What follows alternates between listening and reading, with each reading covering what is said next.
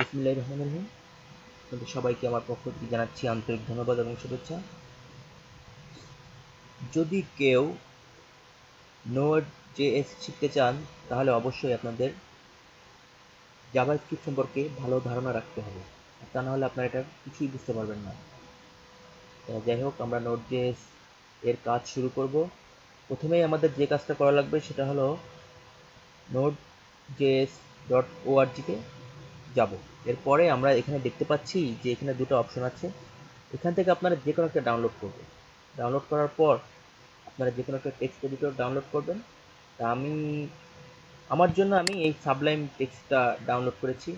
আপনারা নোটপ্যাড দিয়েও এটার কাজ করতে পারবেন, কোনো সমস্যা নেই। তারপর দুটাকে ডাউনলোড করে ইনস্টল করবেন। এর পরবর্তী ধাপে কী করা লাগবে সেটা পরবর্তী টিউটোরিয়ালে বলা হবে। সবাইকে আবার অসংখ্য অসংখ্য ধন্যবাদ।